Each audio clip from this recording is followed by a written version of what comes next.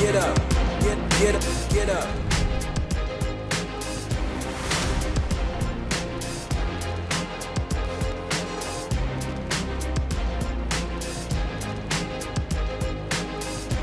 What's up, guys? Welcome back to Mets'd Up, episode number 117, the official podcast of the New York Mets. We're excited to talk about the Philadelphia Phillies series. That is Philadelphia Phillies series. You gotta get the words right here. It's been a long week. A lot of Mets games going on. This series, though, big homestand. This one, though, was really good for the Mets as we took 2 of 3 from those Philadelphia Phillies, as I'm really over-pronunciating now. It was a really nice series, really straightforward, a lot of things to talk about.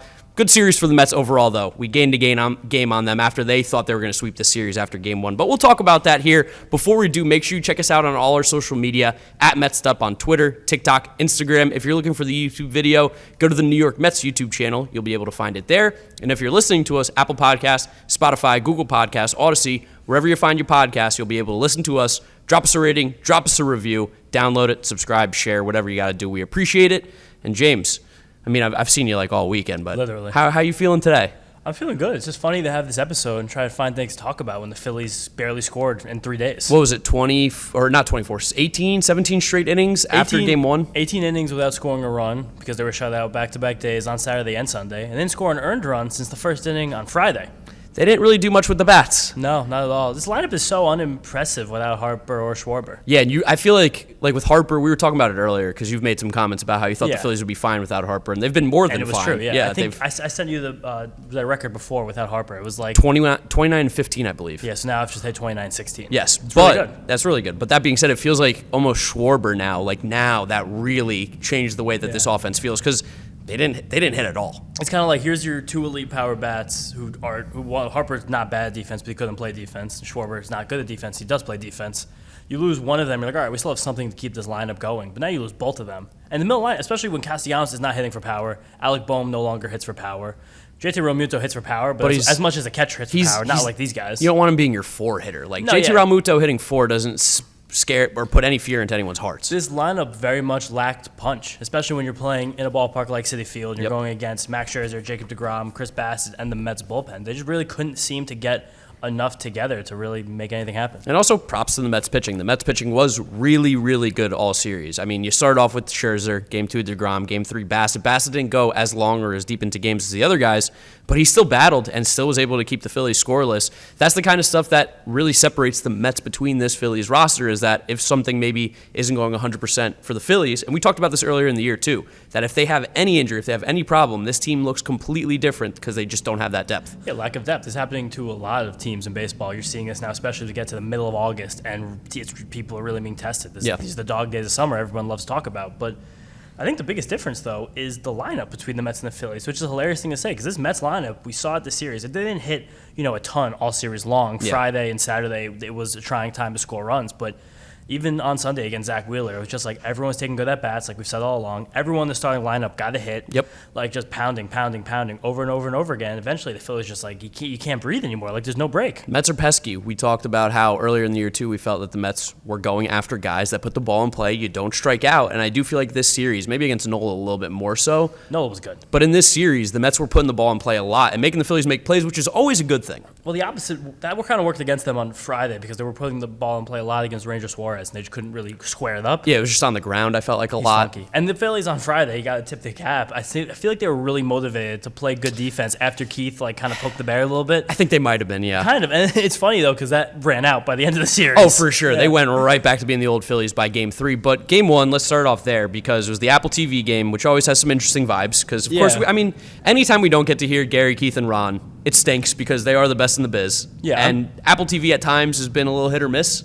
This game felt a little bit weird. Mets fans in general wouldn't be as versed to the Apple TV broadcast if our broadcasting crew wasn't the best in the business. For sure. Like if you were dealing with mid for 160 games and then you had to take a break for 2 games to hear... Like let's say you had the Phillies broadcasters. Yeah, as an example. I don't even think the Phillies guys are that bad. Let's say you had I think relatively, actually, they're probably better just better because... than most. You go to Pittsburgh, Minnesota...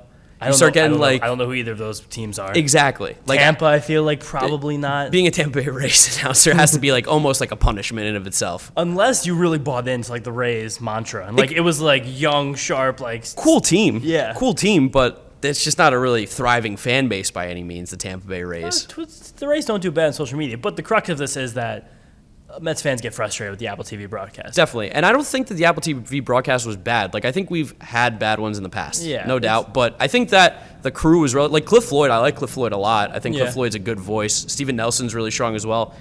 John's real friendly with Steven. He's a good dude. So, I mean, like, I think they did a relatively good job. But I think the biggest issue, honestly, was it was so quiet. I don't know if they didn't bump the mics.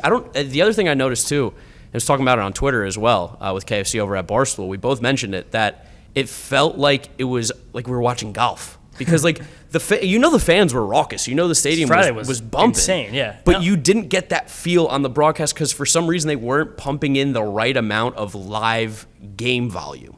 I've said this before too about the Apple broadcast. I'll say it again. It's just really weird when people don't have chemistry. They put 3 announcers in a booth together because Katie Nolan as well, Katie Nolan's a decent analyst, but she's not really a baseball gal as much as she is with other sports, from what I understand, the content I take in of hers.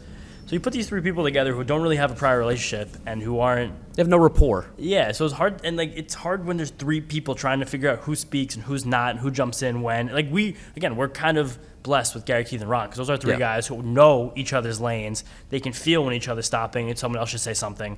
But it's hard to just say, hey, you 3 people, go talk about baseball. Yeah, not for 3.5 hours. Not everyone can be blessed like the Mets. The podcast has now got 3 people with John over here helping us out with stats every once in a while. I mean, we got good chemistry. It is important, and it's tough. It's really hard. But that being said, it's a good excuse to listen to the game on the radio. Yeah, of course. You have Howie. You have Howie and Wayne. You could listen to those guys, which also shout out to Wayne. Our friends. And Howie, too, because, I mean, we got a shout out on the radio broadcast, which was cool. But we do have an interview coming with Wayne to you guys very soon. So that'll be a nice, fun bonus episode. Get to talk to Wayne Randazzo for about 30 minutes, and it was a lot of fun.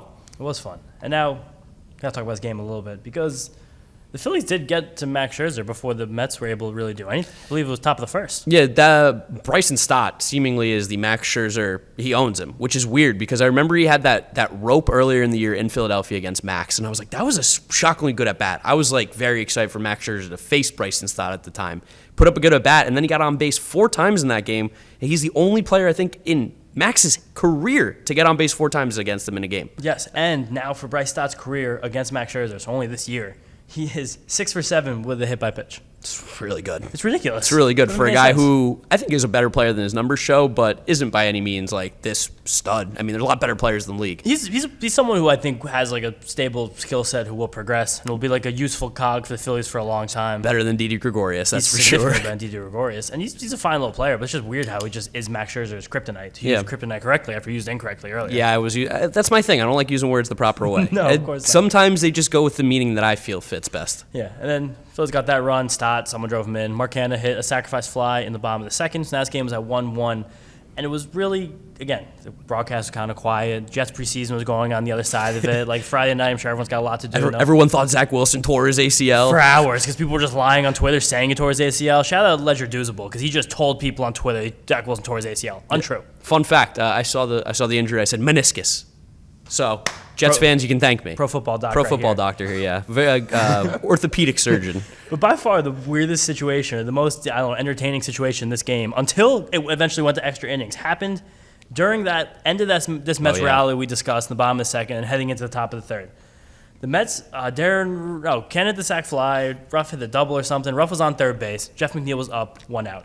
McNeil hits a swinging bunt up the first base line. The Rhys Hoskins Chargers. Also, Rhys Hoskins seems significantly more confident in defense than he ever was in his career right now. I think that's just Rhys Hoskins playing hot. He's swinging the bat really well. Yeah. So that might just be that might be a thing where he's like, it's going well. Like, I'm just out here playing baseball, but I still think he's got some of the worst hands in the league. Also, I mean, maybe the fact that Rhys Hoskins doesn't have to try to play the outfield anymore, the Phillies finally relieved him of that hellscape. And maybe he's much more relaxed with playing one position that he can actually try to manage rather than one he cannot. He had a chip on his shoulder, too, with the Keith comments, because we know Keith moans and groans a lot about Rhys Hoskins' defense, which I agree. He's good. He's a good hitter, but those hands out there.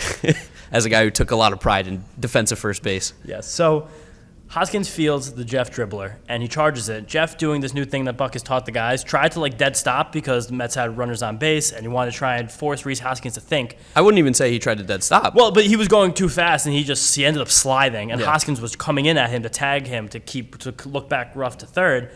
And he steps on Jeff's thumb, his right thumb. And you kind of see Jeff grab it, and he goes to the dugout. You don't think anything of it.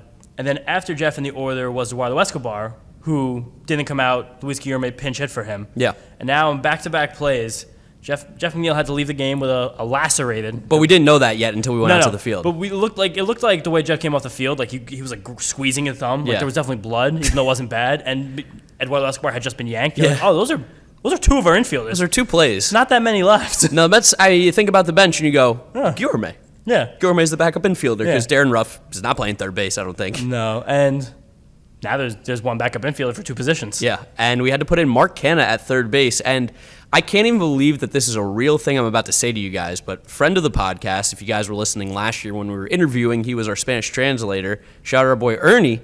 He had a. What did he tell us about Mark Canha playing third base?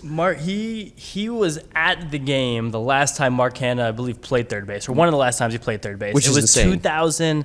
Ernie's a little bit older than us. It was 2016. It was 2016, a game the Oakland A's were playing against the Baltimore Orioles. That's crazy. And Mark Canha started at third base. And our friend was there for some reason. He was living in Washington, D.C. at the time. Went up to Baltimore, catch a game at Camden between the A's and the Orioles. But actually, they were both good that year. 2016? I think they were both good that year. I don't know if the Orioles were. The A's probably were. I think that was the last year, right? Wasn't that was the Ubaldo Yes, game? that was exactly. Oh, that was the year Yes, they made that was the that playoffs. year. Both teams were actually in the pennant race. That's like so not And that I think that was long the ago. A's went all in too, and they traded. I want to say that was the Smarja trade. That was 2014 when they got Lester also. Yeah. That was 14. Okay, but I think the A's were still probably in the thick of it. Definitely, Just around time they were around. So hilarious that, well, first of all, the A's and the Orioles were playing a hotly contested game towards the end of the year. Second of all, that Mark Canha started at third base. Yeah. But Mark Canha went up to the dugout. He got a small infielder's glove. He was bending it around a little bit. It was like a black and teal. No, glove. he actually used his outfielder's glove, he said. Are you serious? He said he didn't have an infield glove, so he just used an outfield Was it like glove. a backup glove? Yeah, I think it was a backup Yeah. one. Probably just so that it wasn't like too broken in, because you don't want to like necessarily always close the glove by means. But he's just out there taking ground at third base. And during the whole time, the Apple broadcast was like, I don't know what's going on. I mean, to be fair, I don't know. it was really hard to figure out what was going on because like you really would have had to pay attention to Jeff McNeil running off the field to think anything was wrong. I was flipping back and forth with the Jets preseason because I wanted to watch Zach Wilson throw his interception. And, and I turned back on. I literally see Mark Canha like taking ground balls. Like, what the hell just happened? What did you have for us, Shai? I saw you had something. Yeah, I was just going to follow up on that 2016 Athletics team. It was a nice year for them. They finished with 69 wins. Nice. They were not in the thick of it. They were at not in all. the thick of it. Totally wrong on that But one. Baltimore was. Yeah, Baltimore was. Hey, the A's had a couple good years there. It's honest mistakes. Yeah, Chris Bassitt was probably on that. But then after this inning happened, Scherzer got through the next inning. It seemed like, honestly, this chaos moment kind of helped him lock in. Yeah. Because he just breezed through the rest of this game. But I feel like sometimes with Scherzer, he needs like a little chaos so that like he can like almost like trash talk himself a little bit on the mound and be like, "What are you doing? You got to step up." Like he's nuts. He's crazy. We've seen him yell at himself on the mound. Like he's like one standard deviation away from Ken Giles punch himself in the face if he doesn't pitch well. So I think Scherzer likes sometimes a little bit of adversity to almost like lock in. Buck gave a really interesting interview, though, after this, because with the Apple TV broadcast, to do sideline interviews, the managers in between innings. And whoever it was, I forgot who it was on Apple TV doing this, but It was Heidi Watney. Heidi Watney. Yep. Thank you, Mark. She was like, what are you going to do with short bench the rest of the game? Like, you have any other backup infielders? And Buck goes, we have some pretty versatile pitchers. And little did we know until the next day when Gary was talking about this inning on Saturday that Jacob deGrom put his hand up and volunteered to go in and play third base. I mean, for the Mets. it makes sense. He played shortstop Yeah. in college. He was a pretty good shortstop in college from what it seems like, too. That being said, thank you, Buck. Yeah, thank you good for... decision. Also, Pete volunteered as well, college third baseman. Yes, at Florida, he actually started off as a third baseman. He played third base literally through his entire college Who would you career. have rather seen, barring the outside circumstances, play third base, though? Jacob deGrom or Pete Alonso? Like, who do you think you would have rather had there? Oh my God, that's a loaded question. I guess if I just would like to keep Jacob deGrom as far away from anything that's not pitching at all times. But I'm saying, he can't. Nothing bad can happen. Nothing bad happens. 100% Jacob deGrom. Really? It'd be Okay. the best content ever. I think I might take Pete. I don't know. I think deGrom's probably a decent infielder out there. Definitely, probably still can. I field know he it. has a gun. Yeah, we definitely can make the throw. Yes, but he can, I mean, dude. Pete's over at first base. The throw, that would be the interesting thing for Pete, to see how he would throw from third base. Because I honestly, I don't know if the arm's really there for Pete. He's a darn good first baseman, but third base might be a little fun. Probably. Yeah, I mean, Pete has a lot of experience here, though. I'm happy that Canada did it. And Canada actually did take a hot shot from Real Muto, and he made a play. Yeah. He did it. He said after the game, he's like, I wasn't trying to do too much. I just wanted to get the ball and throw it to first and great hopefully plan. be okay. And he's Marky Cheerios. That's what he does. He's like, I don't want to do too much. I'm not Honey Nut Cheerios. I'm regular Cheerios. I'm good for your heart. I want to now, like, as we start doing more player interviews, I want to ask more guys, like, what their emergency position is. Ooh, or ask interesting. guys what other players' emergency positions are. Because now that we know that Mark Cannon is the emergency third baseman, like, I want to know about the emergency shortstop, emergency catcher, who can play emergency outfield, like, who's the emergency pitcher. Like, I want to know these things. Yeah, I think at least in the past, catcher was Jeff McNeil, and that's because through like Twitter and everything like that, I think I tweeted it out once, and McNeil, who follows me at the time, he was like, "Oh yeah, I am the emergency catcher. Like that's me." Because someone was like, "No, he's not." And he's like, "Yes, I am." I feel like that could also be the thing. Jeff McNeil's like, "I am the emergency catcher." Yeah, I guess it depends. Who do you think would be the emergency catcher? I would assume either McNeil or Guillorme. Guillorme could definitely be a solid I feel like catcher. Guillorme could be the emergency catcher, then he could win a Gold Glove in 3 years. And I don't know if this is just me, but like I could totally see Darren Ruff also being a catcher. I don't know why. I could see him like He's big. And I think Might it's be a little also too big. I think it's also because I'm getting confused with former Phillies prospect as well, Cameron Rupp. There you go. Who was a large man who caught Yeah, as he well. was. So I think that might just be skewing me a little bit, but I could see Ruff behind the plate maybe. Yeah, but this was the biggest juice that happened this entire game because just after this, like Ranger Suarez and Max Scherzer both settled into a very nice groove. Scherzer especially, who wound up going 7 innings, allowing 9 hits, but 5 of them came in the first 2 innings. And they were like, I mean, Stott hit the ball well, but they're kind of dinks and doinks a little bit. Yeah, But they're only 4 hard hit balls the whole game. I would Scherzer. never say that they were lucky though. No, of because course not. It's baseball. That's what losers say. Yeah, if you call another team lucky, you wish you would have won. Sounds like you wish you won. Yeah. Yeah, that's a shame. We'll have more fun with these lucky stuff this week as we go on the road to Atlanta and to Philadelphia. But only 4 base runners over the next 5 innings for Scherzer after those 2 innings. 5 innings after the first 2 innings, 6 strikeouts, only that 1 earned run. The guy's just such a gamer. Like we talked about this like very much, but even when he doesn't have his best stuff, which it didn't seem like he did, Yeah. he didn't really have the normal like 50% whiffs on his slider. It was only like around like the 20s and 30s. I think weirdly in his career too, the Phillies might have been the team that he's like fared the worst against in terms of the National League East. Especially, I think this year too, it's been like his worst starts. I say with big air quotes because he doesn't pitch poorly, but I think the Phillies just might maybe give him a little bit of a tougher time than some other teams. It happens. Like that's just not really something that I'm worried about because he still had a great game and still very much kept us in this. It's just we couldn't hit Ranger Suarez, which is frustrating. Or the Phillies bullpen, which was frustrating as well because we had not even chances, but just felt like the vibe in Citi Field was so amazing. People were screaming. We did the Yeah. I've never heard that in a baseball game really. I haven't heard it in a long time. I think during the like playoff run Playoffs, 2015 they were doing that. But Francisco Lindor hit that shot into the center, into the night sky in the 9th inning. I cannot believe it didn't go out. Unbelievable how that ball didn't go out. But what did we remember? We were talking about the weekend that the balls all of a sudden just were not It was flying. specifically Friday, but this ball Lindor hit in the 9th inning, 104 miles an hour off the bat. Do you have a launch angle on it? Don't have a launch angle. I can get one real quick. Yeah, but it was a barrel. It looked like it was 20 rows deep. It looked Yeah. like a walk-off home run. I had no was doubt in gonna my freak mind. out. Yeah, I couldn't believe it didn't get out of the park. I follow. There's a lot of guys who do park factors on Twitter, and apparently, Shout him out, but you don't know the name. I will shout them out right now. I'll keep scrolling. I'll find it.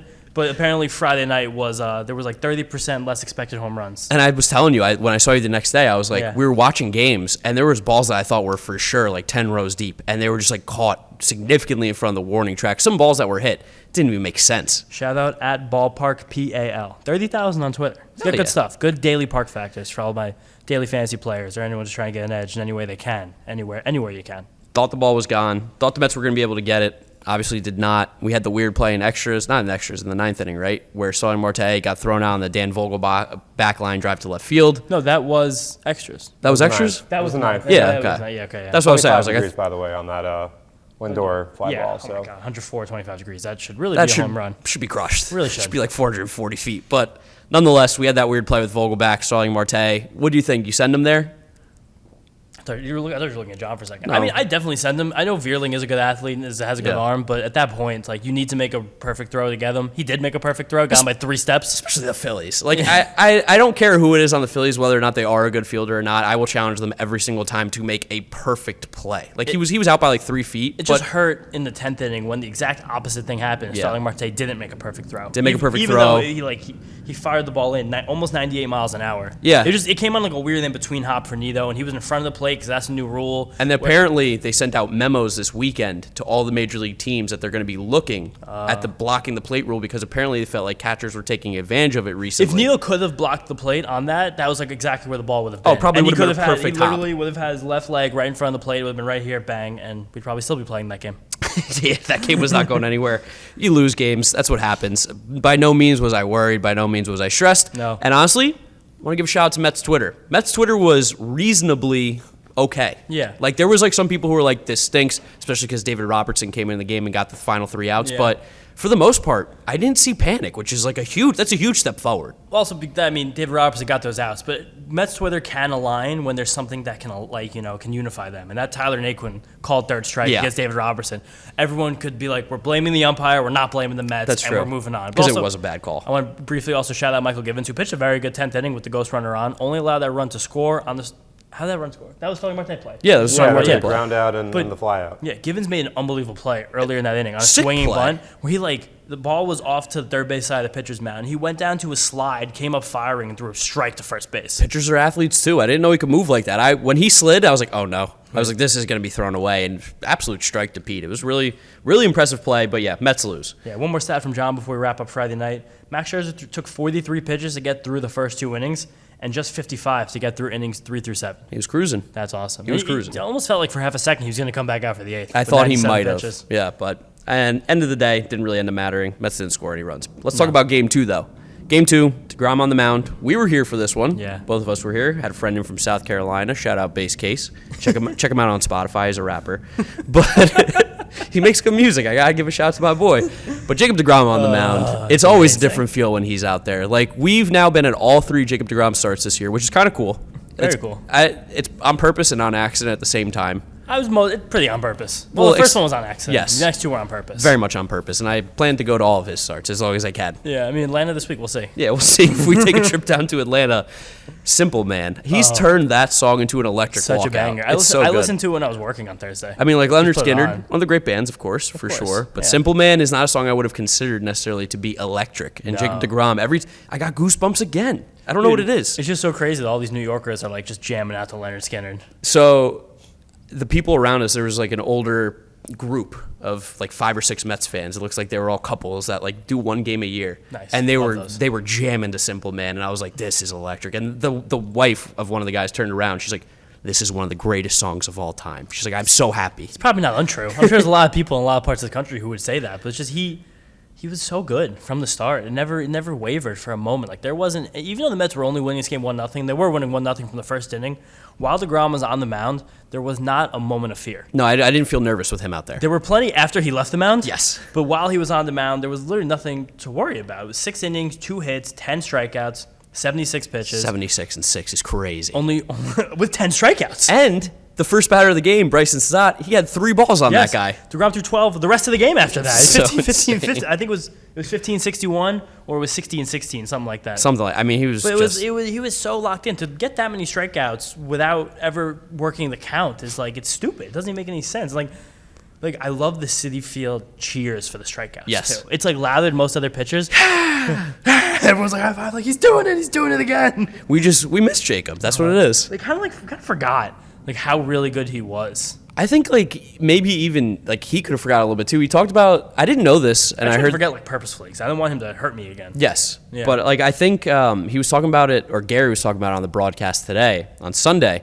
He was saying that Jacob apparently still gets extremely nervous before every single start, that he's like just a nervous wreck. He's pacing. He's like, I don't know. I need to like do something. He's like, every single start, he says, feels like his like first one basically. I think a lot of that's because he's such a perfectionist. Yeah. And like when he wants to be on, he wants to do every single thing possible to help his team win. And like he did that on Saturday for sure. Yeah, 42% whiff rate in the fastball, 41% in the slider, which is it's a step back for him from his last start, but it's something we'll accept. And he just did that amazing thing that Jacob deGrom does sometime, where he is throwing 100 miles an hour with the wipeout slider, and the command is perfect. Yeah, It's- he's just putting the ball where he wants it. Bryson Stott almost got thrown out in the first inning because he put a ball, I don't know how you put a round ball into a corner like he did, but he hit it so perfectly. Bryson Stott thought it was a ball, should have gotten tossed. The umpire needs to. No, Jacob deGrom's in the mound. Show some respect. Yeah, a rookie trying to show up the umpire while deGrom's pitching. You think you know where the ball's going better than Jacob? Come on, get out of here. Bryson Stott. So Jacob deGrom's made 3 starts now this year. He's faced 56 batters. Of those 56 batters, 28 have struck out. That's half for all the people at home. 1 has walked. One walk is Where was silly. that walk? What was that walk? Was that Washington or was that Braves? I don't remember. Do you remember, John? Yeah, it was Michael Harris right before the Dansby. Yes, that was the one. And he was walk. throwing a perfect game. Yes, after that was the first time anyone touched his slider all day. Yeah, Ridiculous. correct. Michael Harris doesn't even walk either. No. Probably just like, I don't want to swing. I wouldn't swing either. Oh, I gotta make contact. I'm good. 56 batters, 6 hits, 3 earned runs, 2 of them coming out of Dansby Swanson, 1 home run he's given up in the 56 batters. And he's thrown 380 pitches, 71% have been strikes. Guy hasn't pitched in a year, came back and is like, oh, I'm still the best pitcher in baseball, in case any of you guys were wondering. He's so good. It's like a little bit shocking and a lot comforting. Oh, it's to awesome. Watch him pitch. It's so sick that he's back on this team. And I heard like multiple people in the ballpark yesterday. I was like having these thoughts in my head too, where like if I'm planning my bathroom trips or my food trips, like I'm going while the Mets are hitting. Yeah. Like I want to get back and watch Jacob deGrom pitch. Must watch baseball. Like It is. especially if you're a baseball fan, a fan of pitching, you stop what you're doing and watch Jacob deGrom pitch every night. Definitely. And you have to give a little bit of credit, or more than a little bit. You have to give a lot of credit in this game to Aaron Nola, who went toe-to-toe with deGrom, as he's done many times in his career. Good pitcher. Went frame for frame with him, gave the 1 run the first, and absolutely shut the Mets out after this. The very rare, but one of my favorite things that ever happens in baseball, the 8-inning complete game. Yeah. I love that so much. It's such like a stupid thing I love so much. Like, it's great. But Phillies don't win when he's on the mound, weirdly enough. No, 9-13 and Nola starts this year. What the hell? Kind of gets the old deGrom treatment. They're the Phillies this year, as they've had this amazing hot streak and they're actually having a very good season. They are under 500 in games started by Aaron Nola and Zach Wheeler. I think you sent me 10-13. And then Wheeler, they were 500 going into today, and now they're 1 game under because they lost a Wheeler start today. What a shame. Ugh, I feel bad for those I feel Phillies. so bad. Those 2 great pitchers, they can't win those games. Wasting away. Whatever will we do as Mets fans? But like Nola was awesome. Like he was awesome. Like the knuckle curve was curving. He had the good cutter going. Like it was, the Mets could not hit him. Couldn't touch him. Come close to hitting him. Thank God we got to the RBI in the first, because this would have gone to extra innings 0-0. It was huge. And then the game was really tense once deGrom got out of the game, as we mentioned. Trevor Lugo. May, Lugo, Diaz were the last 3 guys. Yeah, Lugo, May, Diaz. Yeah, they all did fine. They all didn't let up a run. No one let up any runs. So it was okay. Yes. But boy, oh boy, was it tight. But like Lugo and May, there wasn't even any reason for it to be tight. Like I don't even think they allowed base runners. Maybe May allowed 1. I think May allowed 1. But like they were both looked really good. Yeah, they both look sharp. Diaz- Trevor May throwing 97, like that makes me feel good. And he had a great slider to strike out Nick Maton. Yeah, Maton.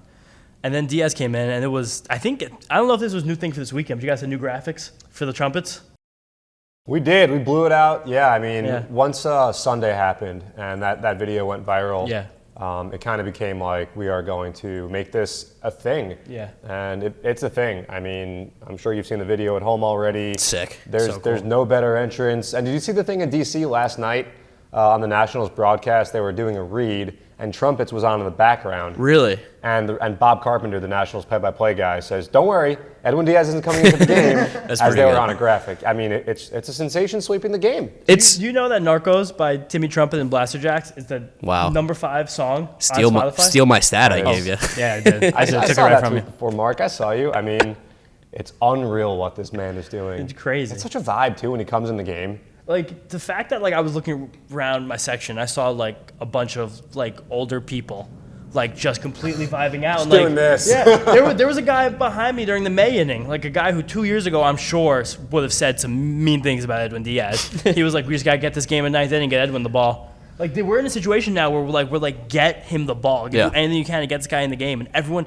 I saw maybe 15,000 phones go up when the trumpets came on too. It's electric. SNY did the great thing on their broadcast where Edwin was in black and white. That was good. And That was cool. The second he walked through the gate, he went into color and he was started clean. running. That was really cool. I mean, you've seen like on TikTok or Instagram or whatever it is, like his entrance now is like also like a meme format that like goes viral with stuff where like you're doing your thing, you're saying goodbye at work or whatever it is, and then as you're getting ready to leave, you do the Edwin Diaz jog with the trumpets going in the background. He's got that jog down, by the way. he does have that jog down. We got to do that TikTok for that. Yeah, it's a smooth jog. And also, I love, like, when Diaz is on, when he, like, throws a strike and he, like, runs at the catcher. Like, he, like, takes, like, 10 steps and, like, snags it out of the air.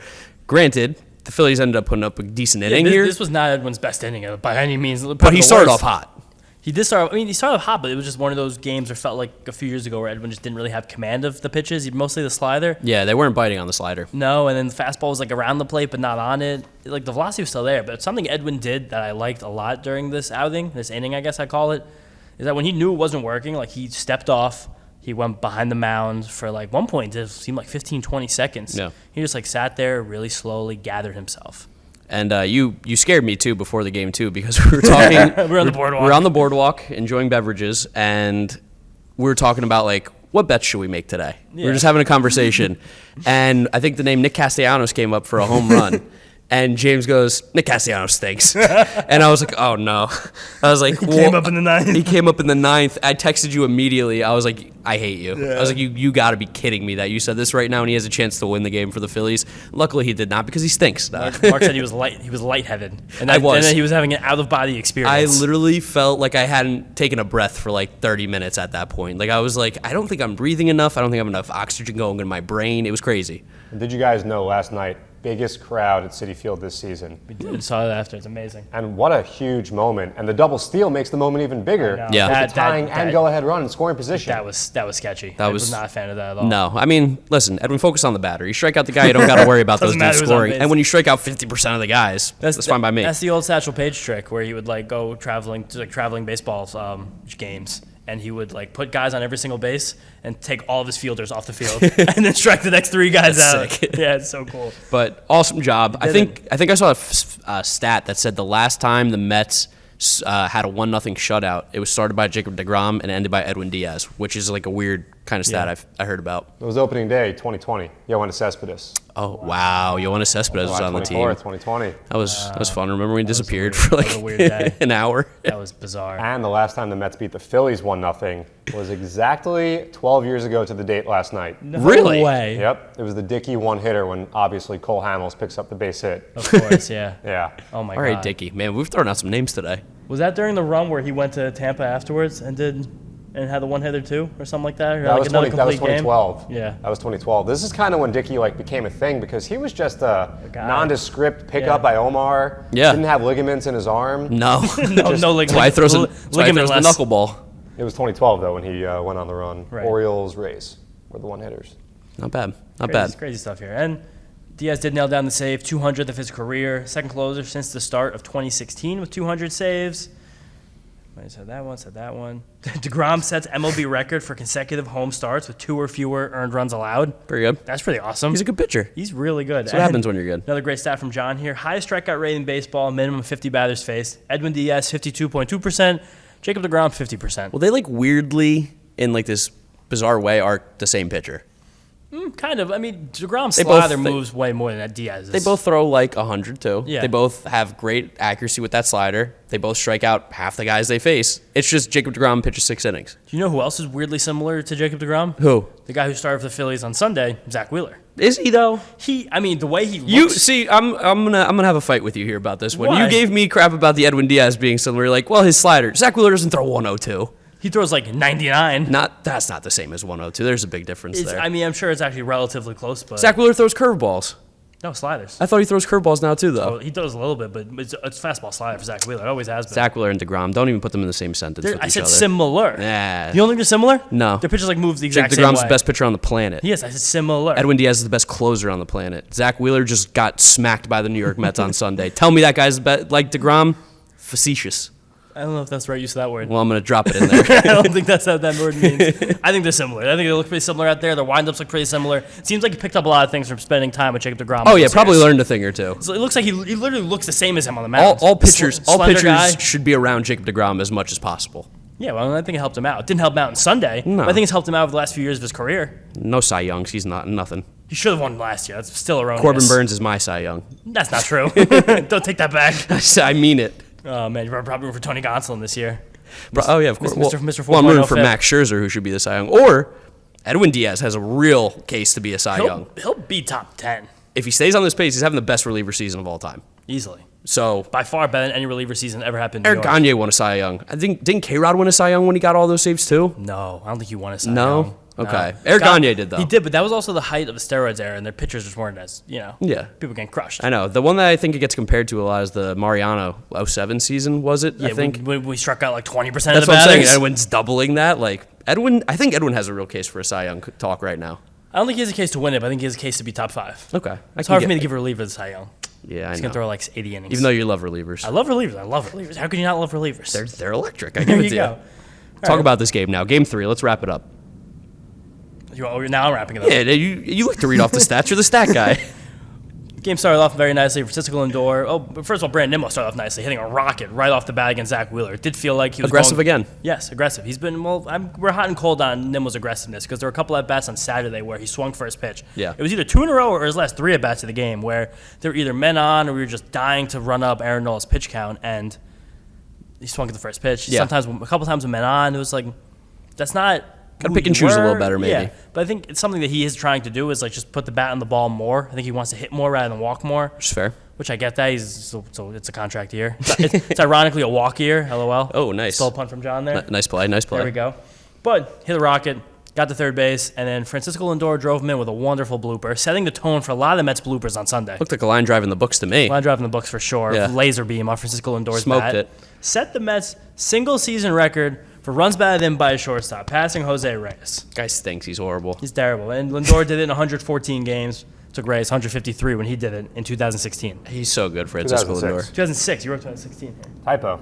John with the typo. That's me. That's me. That's on me. That's on me. That's on me. I shouldn't have read that. 2016. I knew Jose Reyes didn't do that. Well, he came back at I know, one but point. He was on that team. He played like I know, that's really killed me for a second. I was Played like wait, 140 games for the he Mets did at one point. 8 RBIs that year. Good year from Jose. Shockingly Amazing good. year from Jose. But love that. And then we just had nice remembrance of what the Phillies are at their core in, I believe it was the 4th inning of this game, which was just not really making all the plays in the field.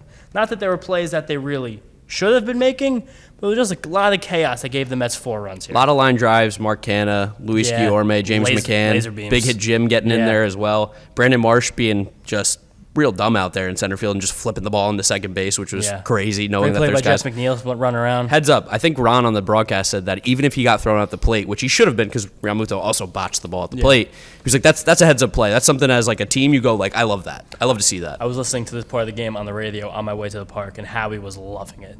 He was like, and a great heads-up play by Jeff McNeil, extending the Mets' lead. That's big. I'm waiting for the people to give Buck credit for that one. Oh, yeah. Yeah, it's all Buck. All Buck telling him around that base. But also, just Joey Cora, that whole inning. Like, it looked like the arm was going to come out. I mean, again, I was watching on the radio, but I saw some highlights afterwards. It's actually this way. It looked like it was coming out of the socket. Like, that arm's going to fly off one day. Either the arm's going to fly off or he's going to levitate. He's one of the most animated third base coaches I've ever He's seen. also pointing to the ball. Pointing to the ball. Going into Alec Boehm's glove, telling he has the ball. He got low on the Vogelback when he tagged in game 1. From second base, he got down on the ground, literally an inch away from third base on the dirt, and was screaming down. Like I love the theatrics from Joey. He's nuts. Vogelback also hit a home run just after this. 14 home runs this year as a designated hitter, tying Bryce Harper for the most in the National League. Sounds like we have the best DH in the National League. We have great DHs now. We do. I love this bench. Oh my god, it's great how this team awesome. just has the versatility now to have just really good bats all the time. And the Phillies did get a few guys on the inning after our rally. Yep. But Chris Bassitt, I think, because there was a mound visit where it was going back and forth. I think Hefner was like, "This is it. Yeah, winning by 5. We're not gonna stretch you out here that much. Empty the clip." You got a big strikeout. Who'd strike out that inning? I was in transit to the game. I got it right here to end that inning. Top John. 5th. I'm scoring. Yeah, it was Vierling And Stott. Stott. Yeah, Yep. Stott. You got a big strikeout on Stott. Bryson Stott really just.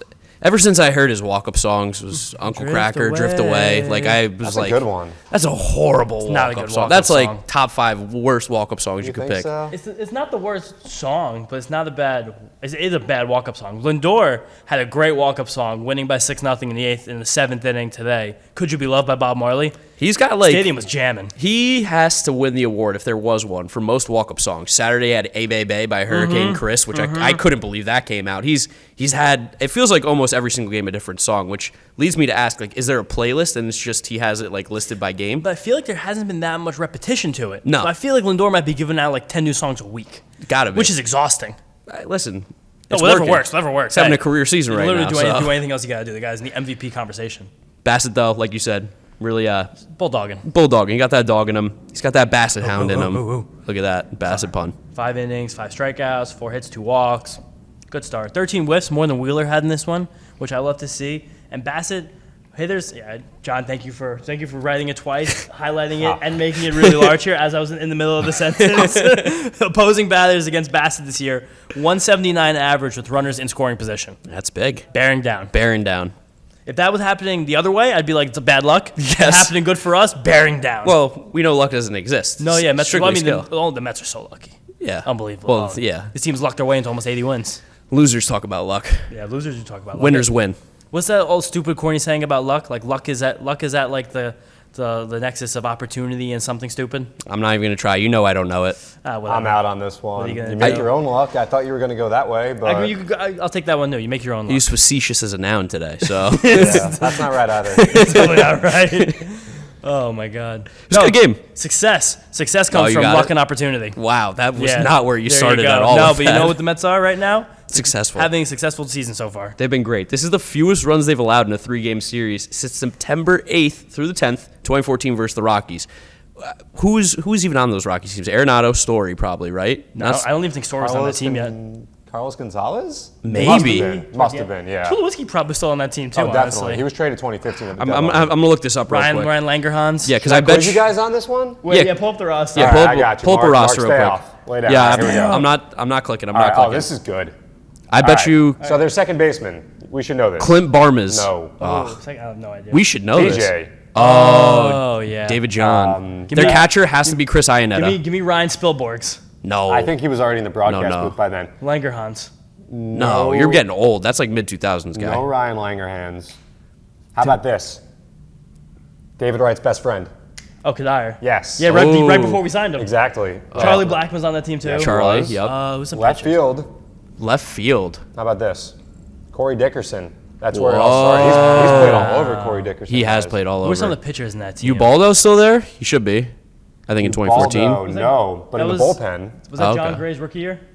No, he got drafted 2013, I think. So he wouldn't have been. We up know by nothing then. about this 2014 Rockies team. Not out the here. Not that Martino he was should. on that team. Oh, yeah, he was. How about that He wasn't good God. yet.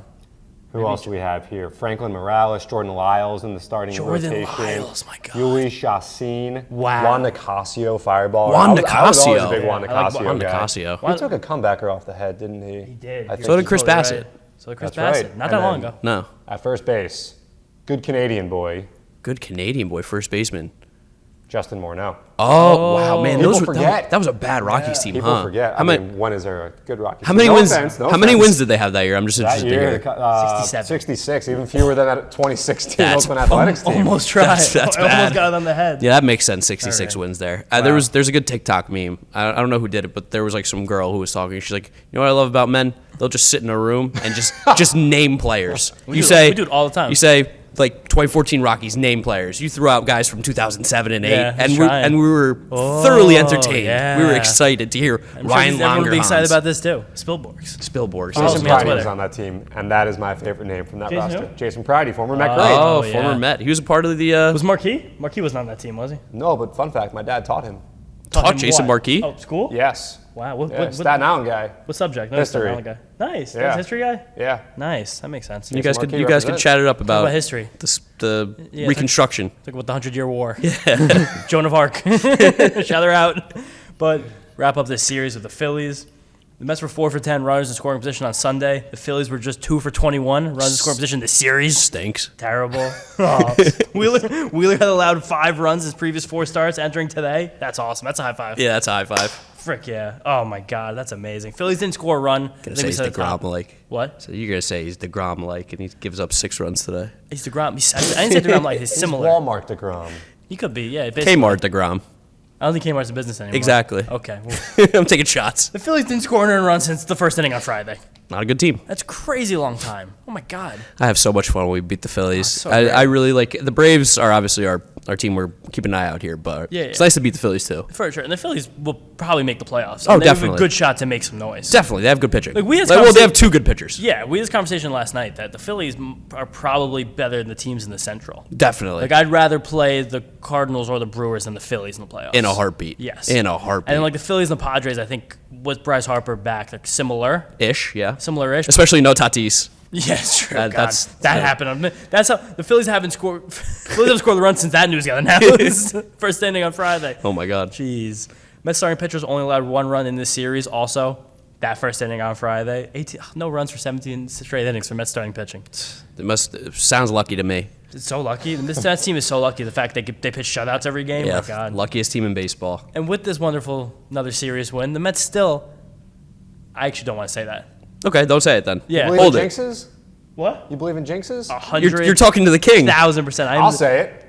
I don't want you to I say don't it want you to say it I don't want you either. to say it. But the Mets have played really well in every series against National League East teams this year. Yeah. I haven't lost one. They've been great. All right, whatever. Sure. No, that's okay. I'll allow that I one. will say this: Mets have 39 wins against the NL East this year. That matches total from last year. And we are 115 games into the season. And we still have, I think, another series or two against the Nationals. I mean, we have a huge couple series coming up again on the road. But before we do get going into that, we got to have a little bit of fun here, as you guys know. We have to talk about the estimate. I lost again because Kyle Schwarber was really hoping would not. He got one at bat. He got one at bat in a pinch hit scenario. So that means the bet, I guess we're calling it, the game counts.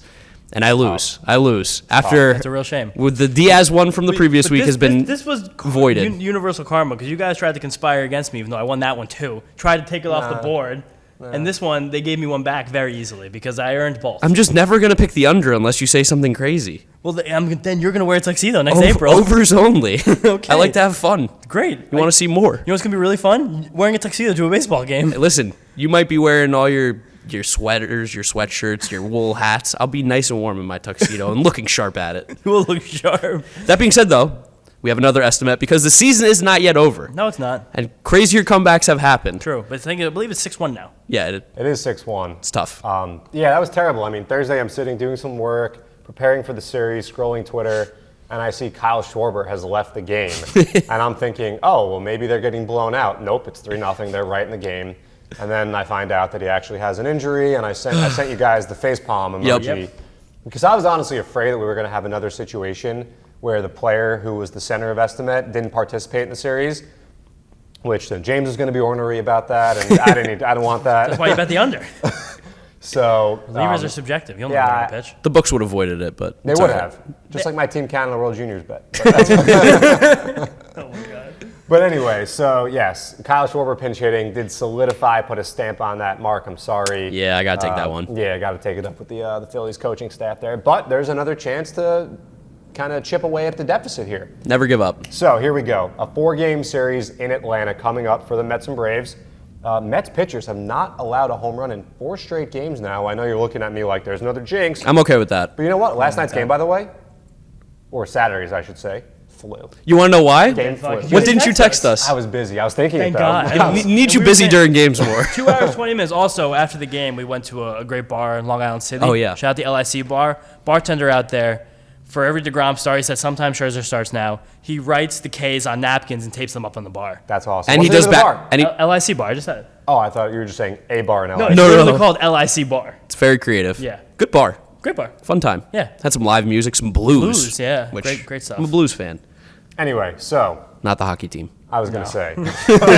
We love talking puck on the show. All right, so, Mets pitchers, no homers allowed in 4 straight games. There were 11 total homers hit between the Mets and the Braves in the 5-game series we saw last week. So now the question is, how many total home runs will be hit during this 4-game series? Who's going to go first? I think, who said it last time? James went first last time, John right? sets all the rules now to try and go against I think me, it's so. my turn. I You think wanna it's go my first? turn. Go Yeah, I first. think I No, have to. you went first last time, but I'll let you go first again. I went first during. You did Schwarber. You picked the Oh, number. then you go first. Me go first? Yeah. All right. I'm going to go something very calm, very easy.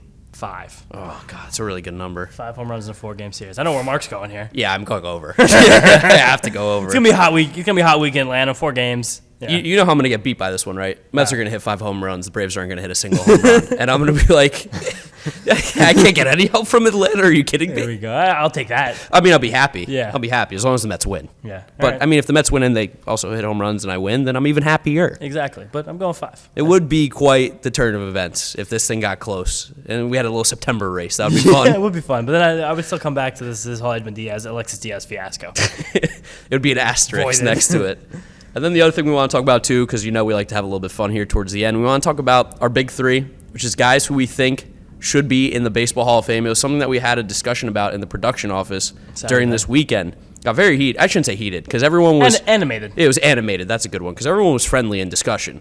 But there were a lot of names being thrown out there, so I thought it would be a good time to discuss it on the podcast. And we were talking more about current players who we think could reach the Hall of Fame. But this one we're going to talk about guys who are no longer playing anymore. Yeah. Who we think should be in. And this is a very long list, but A lot of great players. I want John to go first. Because John's really trying to. Yeah, John's like not a real Mets fan. He's really just a man. He lacks values. Just he talks about numbers, statistics. I'm a man of faith.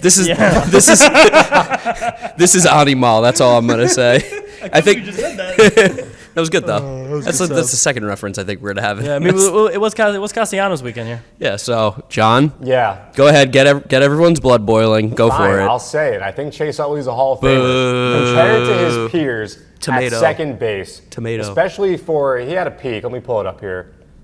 He had a 133 OPS, I believe it was, over a 6-year peak from 2006 to 2011.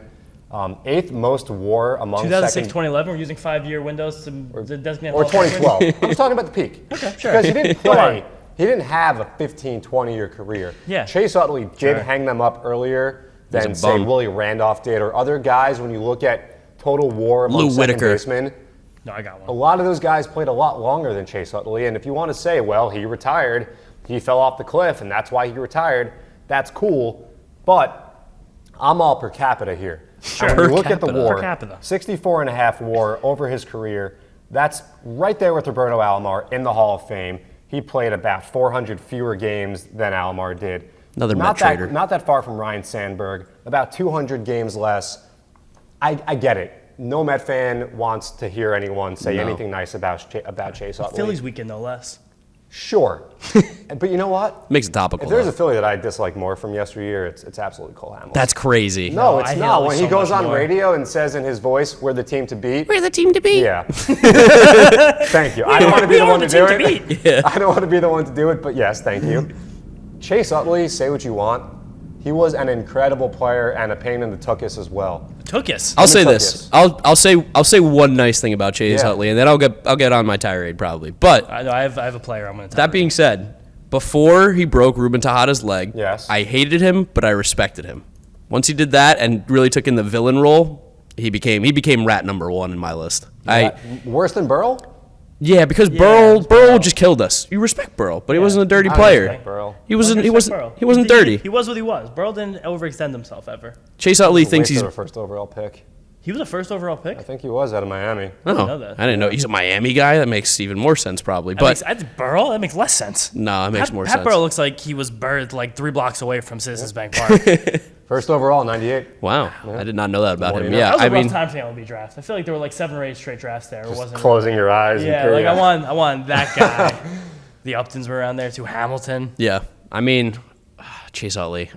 He was really good. He's my second most hated player of all time. Roger Clemens number If one. you're gonna put Chase Utley in the Hall of Fame, you have to put Bobby Grich in the Hall of Fame. Oh, absolutely. Okay, well, thank God we have Absolutely. that. Bobby Grich had more WAR than Chase Utley in the same amount of seasons, only 80 more games. Better WAR per 162. He had almost the exact same amount of home runs. You're talking about a second baseman.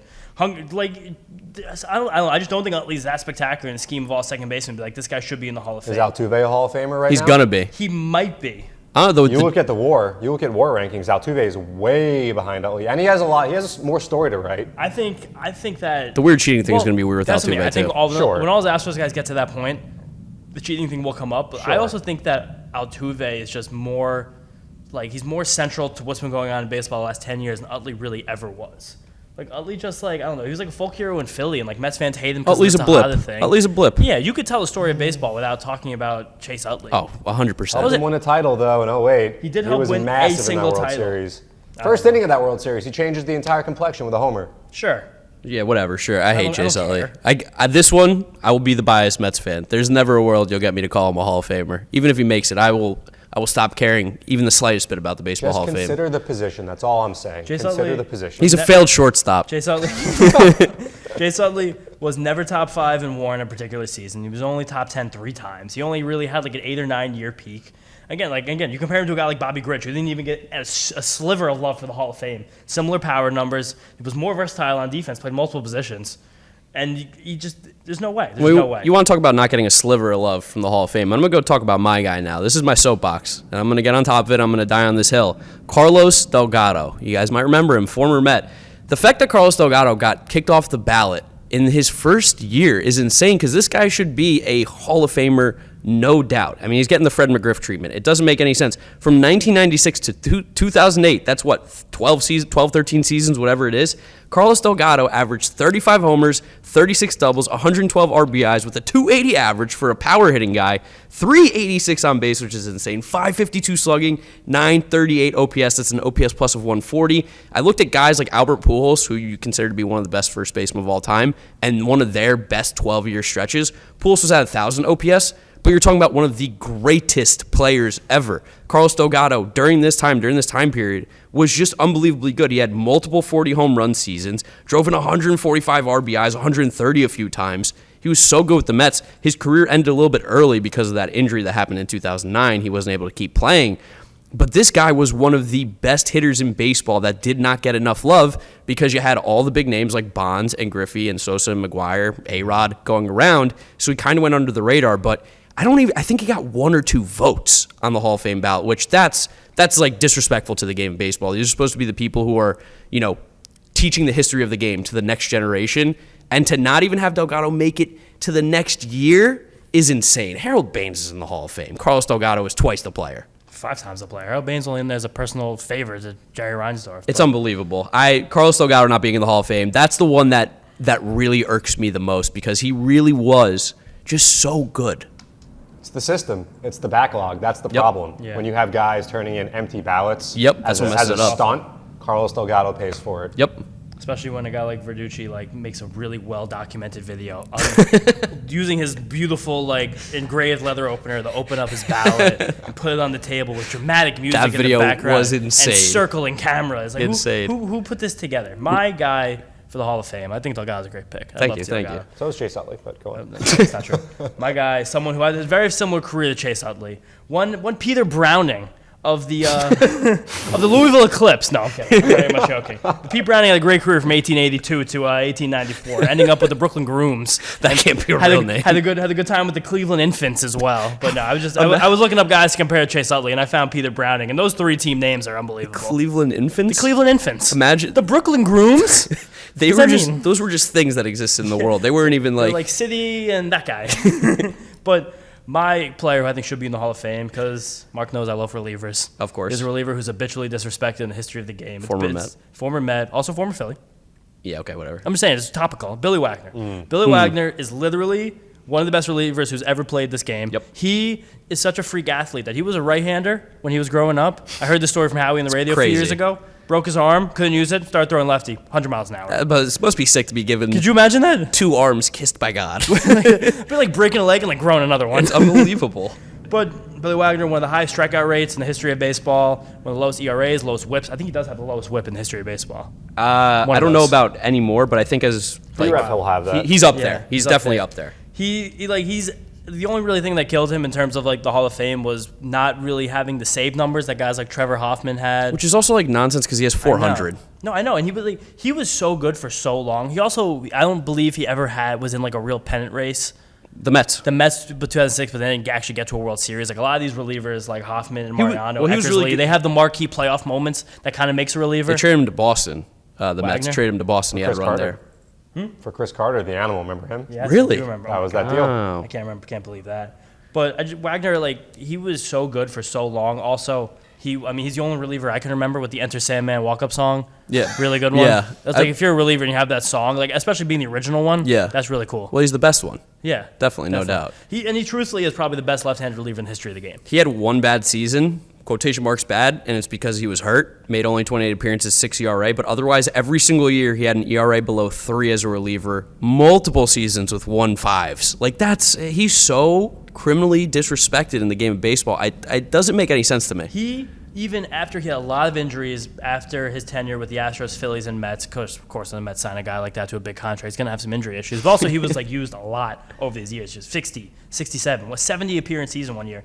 His last year that he resurfaced with the Atlanta Braves, he was an all-star. He was lights out. He had a good year. 2.10 FIP, 70 innings pitched, 1.43 ERA for a season. Like, Billy Wagner, habitually disrespected. I think if we're going to, if the way that baseball's moving, we're going to have to find a way to respect these guys who have different roles than the kind of traditional ones that the Hall of Fame was kind of built on. Cy Young's not going to be around every day. No more Walter Johnsons. Yeah, the gentleman's hurler, Christy Mathewson. No more Goose Gossages throwing 3 innings at a time as closers. It's not going to happen anymore. So if you're going to look at baseball in the modern lens, you have to look at the guy who was by far the best lefty reliever of his era, one of statistically the best relievers of all time. Especially left-handed. Yeah, 100%. I think he probably was the best lefty reliever ever. One of the best relievers of his era, overshadowed by Hoffman and Mariano just because they were doing more things postseason-wise, especially Hoffman at the beginning of his career. But I think Billy Wagner should be a Hall of Famer. Yep, I'm with you. Gotta respect relievers. I like our 2 picks. Yeah. 3 good picks, I think. There were 2 very I like good our picks. 2 picks. Are you including Pete Browning? No. Although I do love The Louisville Eclipse? infants. No, I'm just gonna let you know that Chase Utley had 1, 2, 3, 4, 5 seasons with an OPS of over 900. Snooze. And what you were saying about Does that get you in the Hall of Fame? what you were saying about those days where he was like 10 in the 20s, whatever. He was at the top of his class as a second baseman. That's my entire point. I'll take it one step further. I'm not saying he is a Hall of Famer, but people underestimate how good Luis Castillo was as a second baseman. John, especially when he was trying to make me have an aneurysm. on both sides of the ball. He was incredible. He was a good player for a little I'm gonna while. have a stroke. He was a really good player for a long time. Incredible's a stretch. Okay, fine, not incredible. He was a baseball player. He was a good Met for the beginning of his tenure there. He had 1 good Mets year. We did this a few weeks ago. You're twisting it. I'm The just stab is saying, guys, twisting. and no one come after me on Twitter, all right? I'm sensitive. I'm sensitive. You know, John actually's going to catch a little bit of Twitter fame now. We highlight him a few times. A few times. He got a couple followers. A few, yeah. Few, I mean, Few. Maybe you throw me another bone every now and Pull again. him, pulling back the curtain. Luis Castillo, in his 3 full years with the Mets, had a WRC plus over 100 once. Yeah, horrible. He stunk. Yeah. I can't give Luis Castillo love. I can't give Chase Utley He had love. 300 average that year, of course, but like I wouldn't say he was very Batting good. average. I will give Billy Wagner and Carlos Delgado love, which I think is a perfect way for us to end the big 3 and go into our finals thing here, which is a big series preview against the Atlanta Braves. 4 games. We just saw him 5 times. Not that much we could tell you about. Just saw them. No Max Fried, though. No Max Fried. We are going to get either Kyle Muller or Bryce Elder, who each filled in for them during the Marlins series. Give me Both Bryce. Lights out. Give me Bryce all day. I think Muller is actually kind of a good ball player. He pitched well against us in the COVID year, I believe he came up and pitched against us. He hasn't really been up since then. He's had major control problems in major leagues and minor leagues. But over his last 2 months in AAA, he's really ironed those out. Is walking less than 3 batters per 9 innings while striking out more than 10. He's probably a good pitcher. Braves have also parted way with Robinson Cano, so he'll no longer be on the roster. But they did just call up Vaughn Grissom, a young 21-year-old who, if you guys listened to the episode with Matt Eddy, before we knew he was getting called up, he actually highlighted him as one of the players to watch in the minor leagues. Very good player, small sample, but he's hitting the ball really well. 2 home runs this far in 4 games. He has 2 home runs? Yep. Oh, my God. He's a really good baseball player, Vaughn Grissom. The Braves just do this. They have good player development. That being said, we know that we can beat this Braves team, especially if we pitch like we We have. just talked about Bryce Elder and Kyle Muller. We're not going to see either this series. Oh, who are we going to see?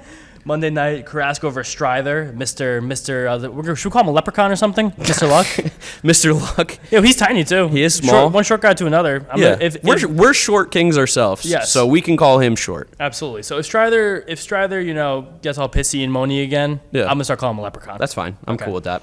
Tuesday night, Taijuan Walker versus Charlie Morton. Wednesday evening, Max Scherzer versus Jake Odorizzi. And Thursday evening, I think this game's on ESPN Plus, deGrom versus Kyle Wright. I've never felt better about my home run bet in my life. I've For those never pitches? felt more confident. You're throwing out Odorizzi on there. Yeah. I'm ready. I'm ready for this. I'm ready for this Brave series. Mets have a It's a tough week. real chance, though, to just stomp, twist, whatever it is, hurt the Braves. After this week, because we have 4 with the Braves and 4 with the Phillies. 8 games in 7 days against our 2 I don't know biggest if rivals. I don't know if I want to look ahead yet, though. No, all I'm going to say is that after this series, we don't play the Braves again until the second to last week series of the year, all the way in October. Which, just think about that for a second. Ew. And the next weekend in Philadelphia is the end of our games with the Phillies. It'll be cold in October. Yes, it will be cold. don't Maybe not first week of October. Still nice. I just have a funny. That's some of the best weather of the year. I have a funny thing to throw in. I've been watching some Premier League soccer this weekend. It was 85 degrees in Manchester, and the announcer said, "quote unquote," it was boiling hot. That's just literally not true. It's been 85 degrees here in New York, and I put on jeans yesterday. It's been beautiful weather in the city. It broke this week. It was Okay. thank God. Yeah, It was it's been hot. beautiful though. Yeah, the weather's last been 4 great. days amazing. Yeah, but England thinks 85 is boiling. Big So, series. thought that was fun. Big series against the Braves. Just twist the knife. Twist the knife. Let's win it. Let's beat the Braves. Let's get an even bigger lead than we already have. There's no reason we shouldn't. That being said, Braves also haven't lost since they left Citi Field. they're a good team. We can beat them though. That's basically we're gonna wrap it up here though, right? We got nothing else to say. I think we're good. Guys, thank you for listening. Thank you for watching. Make sure you follow us on our social media at Mets'd on TikTok, Twitter, and Instagram. YouTube video will be on the New York Mets YouTube channel. Check that out. If you're listening to us, Apple Podcasts, Spotify, Google Podcasts, Odyssey, wherever you listen, drop us a rating, review, download, subscribe, share, all that good stuff. Follow James on Twitter at James_Schiano. How he said Schiano, it's Schiano. Yeah, Schiano. Hard CH there, right? No, soft CH. Oh, silent C. Yeah, we got to get better with our pronunciation and linguistics. Linguistics. Yeah, get better with our linguistics. Sure. Mark Luino here. You can follow me at GiraffeNeckMark with a C. And you know what, John? Go ahead and plug your Twitter, too, if you want. Oh, me? Yeah, give it sure. to it. At JMB9191. There you go. Keep chopping. Yeah, got to give John one shout out every once in a while here. Keep chopping. Oh, my God. Keep chopping. Thank you guys for listening. We're going to end it here. See ya. See you guys next time. Get up, get up, get up.